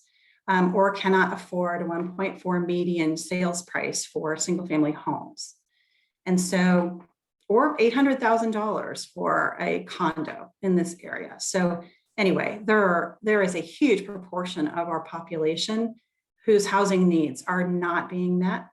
And so this is why we're working on different kinds of strategies like COPA and like preservation strategies. So preservation and tenant protections, we think of it as a three-legged stool. When production alone cannot meet all of the needs in the market, you need the other two legs of the stool. Tenant protections, because people do not have perfect choice in a perfect market to shift to other options when the option that they have is not the right price point or the right condition. And preservation, because for restricted affordable, preservation of what we already have is critical. And then purchasing existing buildings and turning them into restricted affordable is necessary because while it's not super inexpensive, it is much faster than building new affordable, which I saw in the chat. Why is that building taking so long to go up? I think Cheryl noted it can take many years to assemble the sources needed for restricted affordable new construction, many years. And it's not easy to do it, right? So that's a really hard thing to do. Preservation is taking existing buildings, which may be subject to a permanent ordinance, which is good, but we think restricted affordable is even better. And we're trying to build a program that takes a couple of the good attributes of a permanent ordinance and then builds on it to make it ongoing, even more affordable, and ensures good condition, and ensures good tenant participation, and keeps people stable and keeps people here. So that's why we're working on preservation. And it's new for San Jose. So I know a lot of this conversation is not just about COPA, it's about why preservation, why not just build? And that's why, because we can't build enough. It's just simple facts. So we need all three pieces of that. And that is something that we heard from every community in our 10 city peer network that Asen and I were both lucky enough to be part of for 14 months, a national network. That was one of the only things that everybody said was absolutely necessary. All three Ps had to be in place to help, to have any hope of stemming or mitigating the effects of displacement. So that's why. Thanks. Great. Thanks, Kristen. Next, let's hear from Daniela. You could unmute yourself.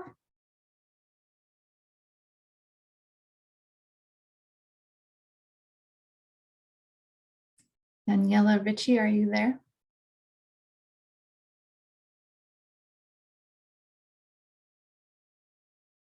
She may have stepped away. I can come back. Oh, there you are. No? Okay. Next, let's hear from Karen. Karen, if you're there, can you unmute yourself? Hi there. Thank you so much. So, I've been kind of listening to this, and from all these people, I feel really, really bad for them that there is not housing enough for them. But they're talking about the city trying and putting these affordable housing projects together. I honestly think they should try harder and do it faster for them so that something can be done for these folks. I mean, if you look at it, it sounds like somebody's talking about these QNPs that don't have the opportunity to purchase properties that are on the market, but there are duplexes, triplexes, fourplexes plus that are on the market right now that these QNPs can buy. So I don't understand why they have to take this route to do that. I mean, because there are other opportunities that they can purchase these properties, and the city should do something for these folks, as opposed to going after landowners or landlords that have built up their properties over years and worked hard to accumulate what they've accumulated. I mean, the city should help, and I think that there should be other avenues and not this vehicle being used to do this. But I totally understand that people need housing and affordable housing, but I think that there's other ways that it can be done, and maybe there needs to be something done within the city to make this happen, and not going this route as far as landowners are concerned or landlords are concerned. Thanks, Karen. Anyone from our panel like to respond? Hey, Josh. Josh hasn't spoken.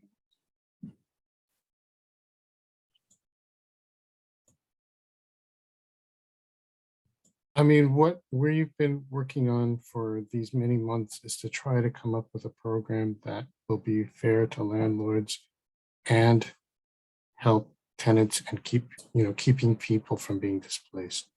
So we want to have a program that will get landlords fair market value for their properties when they try to sell them. And, we know that we are adding some delay to the process. That's part of the proposal. That's part of the plan. And we feel it will still allow fair market return and allow for more affordable housing, for some more benefits for tenants. And, we still, as a city, want to produce new affordable housing, still want to build new affordable housing. This, all of those programs are still great. We still want to do them. And we also want to keep people in the homes that they have now to help that. Thank you, Josh. Daniela, I've unmuted you, so I think you're able to speak.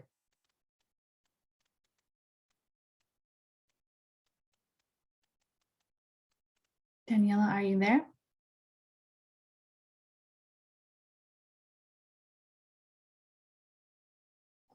Daniela, we can't hear you. There might be something on your end.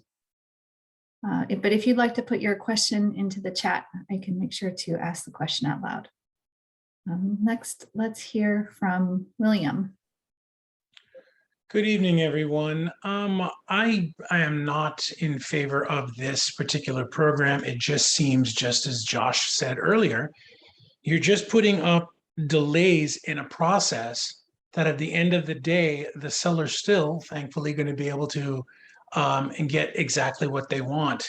Alluding to what Karen just said, it just seems like you're making it sound like the QMPs, have no opportunities. In last year, 2021, 151 duplexes sold with the average of 28.3 days on the market.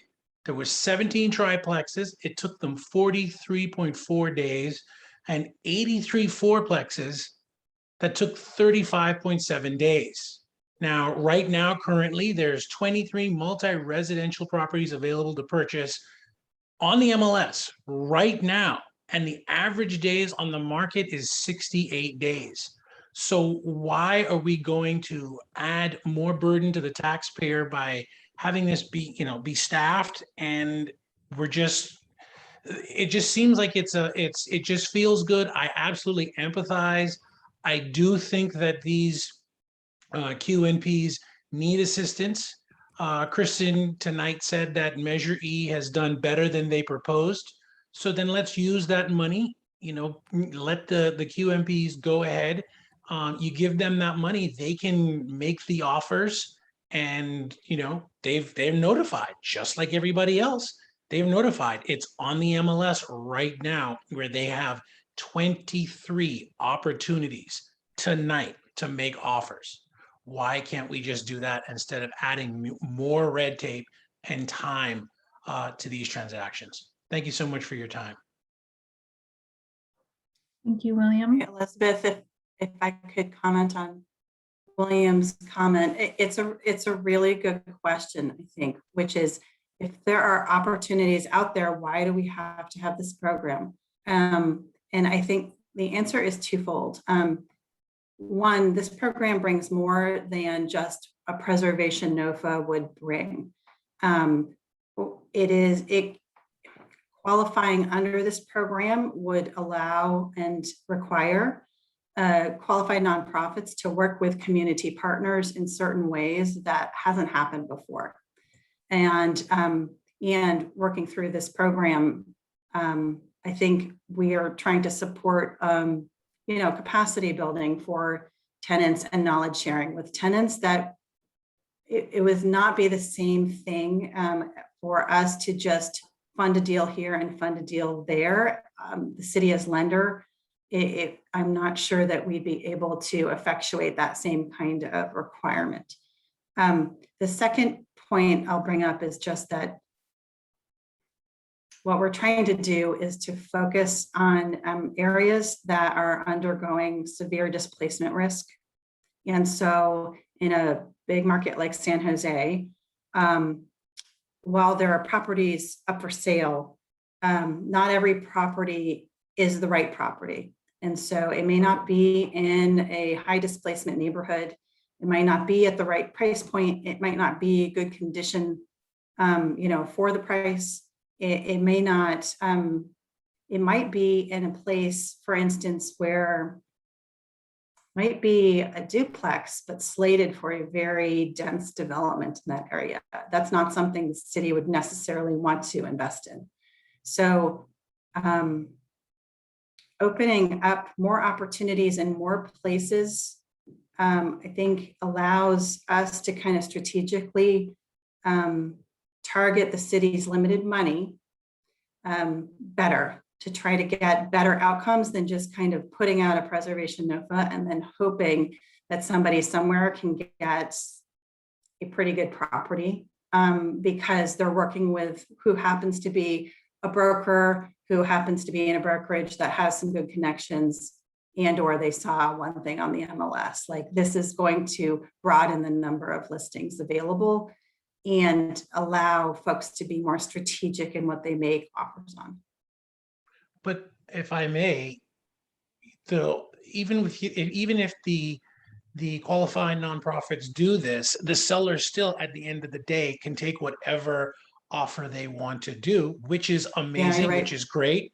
So you're still not solving your problem. So then why can't you just go ahead, use some of those funds? You said it yourself, Kristen, and thank you for illuminating us tonight that Measure E is doing way better than expected, then why can't you start the program today with educating and getting these organizations up to speed so that they can start targeting those particular neighborhoods that they want to. I mean, I absolutely agree with you that displacement is never a good thing. Nobody, I don't think there is a person that's against COPA that would say that they're pro-displacement. They're not pro-displacement, but they're looking for, for this to be fair. Again, I've listened to the other side, and again, I absolutely agree. The displacement is not good, especially for the kids. This is, something where they need stable housing, but that has nothing really to do with the landlord trying to sell the property. If you've got these qualified nonprofits that want to make a difference, then go ahead and, make the offers. If you're saying now that they're going to look and say, well, if it doesn't make sense, it doesn't make sense, then why are we holding up the seller from selling to somebody else that's going to, we don't know what the other person's going to do with the property. I mean, the market is going to dictate what's going to happen under this framework, which is a good thing. I thank you for keeping that in. But I do not think that at the end of the day, this just becomes a feel-good measure that's just going to impede, business and the market. Thank you for allowing me to respond. Yeah, thank And you, I'll just say William. one I'll more let thing, Kristen and respond, and then we'll move on. We got 2 more before we can end okay. tonight. So thank you. Yeah, quickly, you're right, William. We've chosen not to force anyone to sell to any particular party, and that was a deliberate choice. Other jurisdictions have taken a more hands-on approach in their proposals that they are bringing forward, but we wanted to be respectful of people's choices on who to sell to. And by the way, not forcing anyone to disclose exactly what the offers are that they might have on the table is not something that the program requires. When we say somebody has a last opportunity or final opportunity to match an offer, that does not mean that the owner who's selling has to disclose every term, condition in the offer they may have on the table. So that is not what we meant by saying match an offer. I just want to clarify that too. The thing that COPA would give, and we're trying to create a value proposition for the nonprofits doing this very difficult business. And part of that value proposition is greater choice in the properties that might make sense for them, because it might, for instance, be near another property that they own, because they're going to have to scattered site property manage, as an example. And it's, it might need to be in a target neighborhood that they want to be in, just like any other investor. And so part of this is about also offering them, what COPA would offer that a preservation NOFA alone would not, is the opportunity to introduce themselves to an owner and say, this is who we are. This is the business that I do. This is how my track record has been. I can deliver on the offer that I'm making you, and this is how you would know. And this is kind of typically how we do business, and have that opportunity to make that pitch. So that's part of the value proposition that COPA brings, and that's part of what we're trying to create in order to attract qualified nonprofits into this business line, which is really not super lucrative, I have to say. People who think that nonprofits make bank, it is not in this business line. So that's kind of what we're trying to do. And I appreciate your thoughtful comments, William. Thank you. Yeah, thank you, William. Thank you, Kristen. Let's move on to Mina, and then we'll hear from Emily. We'll try to get these in before the end of the hour. Mina, if you'd like to unmute yourself. Hi, yeah, this is Mina Young. Yeah, I have kids who are in the tech field, and I'm worried that they won't be able to find a place in San Jose. The problem is that it sounds good that you have all these programs try to help tenants per se, But looking at what's happening in San Francisco, and I have relatives in DC, they are not able to find housing there in DC and San Francisco. I mean, San Francisco is expensive, and people are leaving San Francisco with COPA. I mean, that's not helping to keep people there. And on top of that, because of these programs, owners are just not as likely to offer housing. And this is exactly the opposite of what we want. We want to encourage people to provide housing.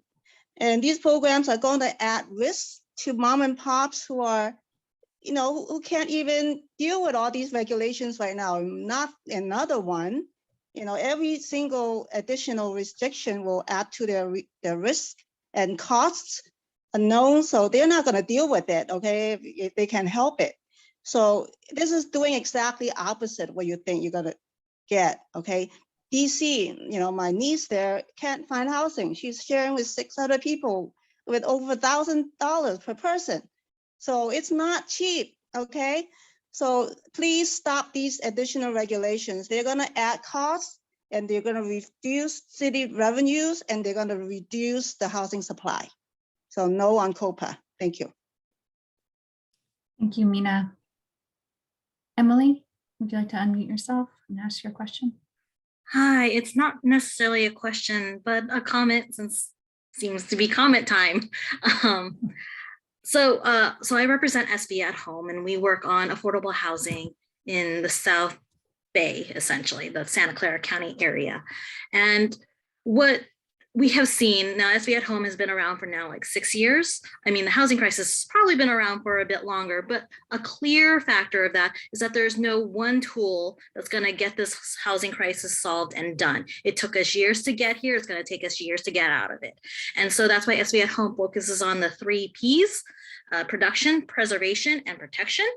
There are so many policies out there that the city of San Jose has adopted for both production and protection. For protection, you have the ARO, you have the TPO, you had eviction moratoriums, you had a rent freeze, and those were ways that we could prevent direct displacement. You had production laws, and they're at the time they were looking at opportunity housing, which they don't need anymore because now there's SB 9. There was the urban villages plan. Those create production. We never had a preservation policy before. And so that is a missing piece in the toolkit for the housing crisis. It's not going to be the be-end, all-end that will solve our housing crisis, but COPA is just one of the tools that we can do to solve it. Now, people are asking, why can't we just throw money to nonprofits so that they could just buy the properties? It has been tried in other cities before. They can't compete with the bigger investors. They can't compete with the larger housing providers if you just throw them in and try to throw as much money as you can, because nonprofits have different limitations on how they can gain and use that money because they have requirements to actually provide the affordable housing.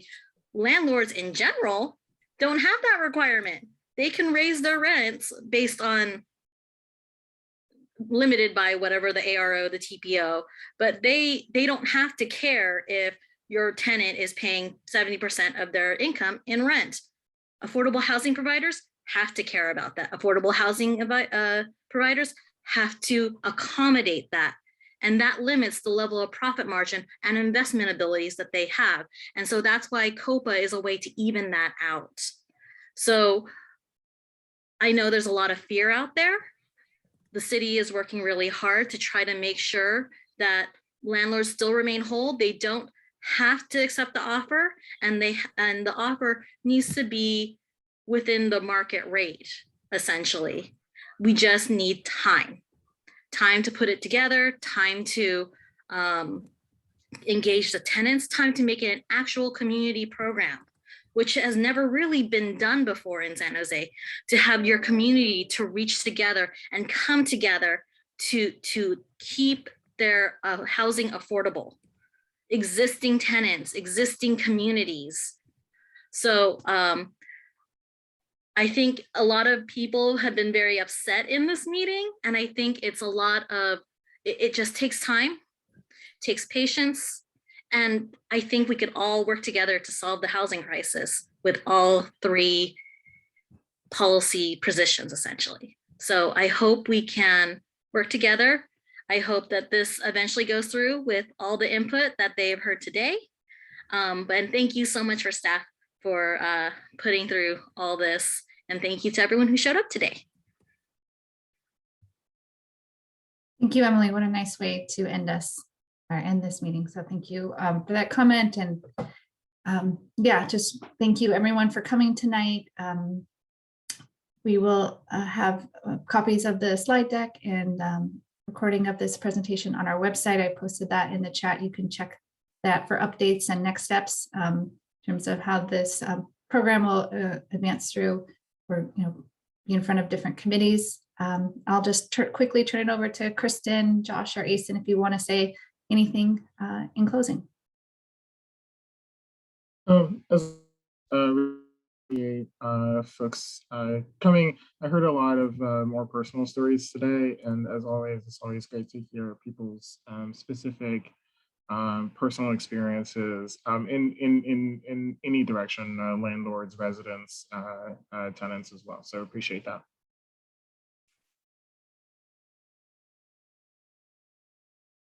Thank you. Letting Josh go next. I wanted to chime in on what Asen said. We have spent many months working with different kinds of folks and from different backgrounds and listening and trying to pull together something that frankly nobody is thrilled with from start to finish because it is an amalgamation of different people's interests. Right? It is not one way or the other. And so it is a compromise. We appreciate your feedback and thinking through how it might work for you and your interests. And we know that not everybody loves this idea, and that's okay. And it is up to us to think through the costs and the benefits, and we appreciate people asking questions and drilling us on those kinds of data informed questions. You want to be able to answer those. And so we keep the chat and we take all those comments seriously. And we thank you for your good thoughts and your good feedback. I did want to note one change on this final slide. As of today or yesterday, we have shifted at City Council at the Community and Economic Development Committee and to a March meeting and at the request of the committee chair. And so that would be the fourth Monday in March now. That is the new date. I guess we should have updated this slide as well. And that means, and I'm sorry, this is new news to Martha if she is still on, that we will be rescheduling at Housing and Community Development Commission also. We will have a little bit more time to get to the commission as well because of the March date now at CED committee. And that also moves the City Council into probably April. So we will update the timeline on our COPA website. Please keep checking that for updates. And thanks for being here. We appreciate you. I mean, I just want to say, thank you to everybody who's participating, and we really do appreciate everybody's participation. Thank you for keeping it civil, and this is difficult work. It's a complicated issue. With a lot of technical aspects as well. But we really want to, as the city, create something that serves the needs in our community. And this is part of the process. And even people who, even people with different opinions from what the city, we as the housing department have proposed, have been helpful in creating the proposal. So we appreciate everybody's participation. Great. Thank you. We're a bit over time. Thank you to our interpreters who've stayed. Appreciate you. And thank you for everyone for coming tonight. Good night. Thank you all. Good night. Good night. Thank you. Thank you.